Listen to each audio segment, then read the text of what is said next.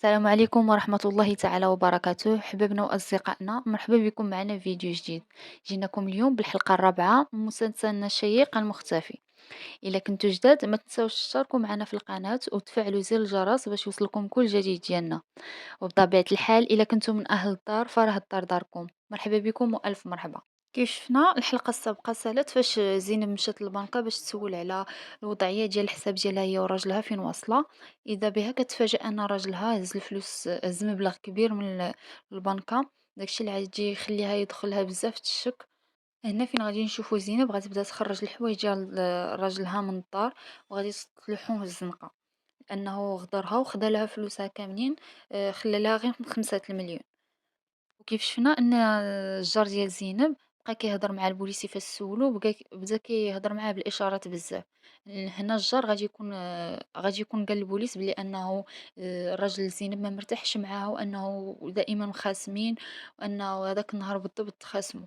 الشيء اللي غادي يخلي البوليسي غيشك في زينب بزاف، وهي غادي تكون هي المشتبه الأول والوحيد في هذيك القضية.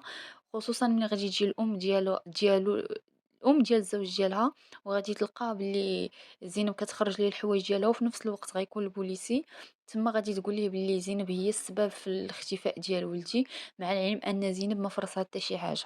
هنا زينب غادي تكون بدات كتعاقب راجلها وبدات كتكتشف انه ماشي واقع عليه شي حاجه وماشي بغى يرتاح. غادي تعرف بلي انه غدرها كيف ما خدا الفلوس من الحساب ديالها هي وياه، غيكون خدا حتى الفلوس من الجريده اللي خدام فيها. غيقولها لها السيد اللي خدام معاه.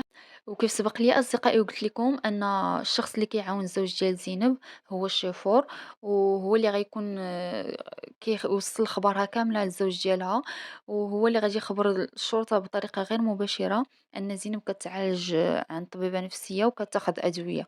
الشيء اللي غادي يخلي الشكوك كاملة في القضية على زينب. في الحلقات المجايين أصدقائي غادي نخبركم علاش الزوج ديالها كيدير فيها هادشي واخا هي ما دارت فيه حتى شي حاجة خايبة. بالعكس بالفلوس ديال الأب ديالها هو باش كون راسو، هو باش هز راسو ولا إنسان معروف ولا خدام مزيان.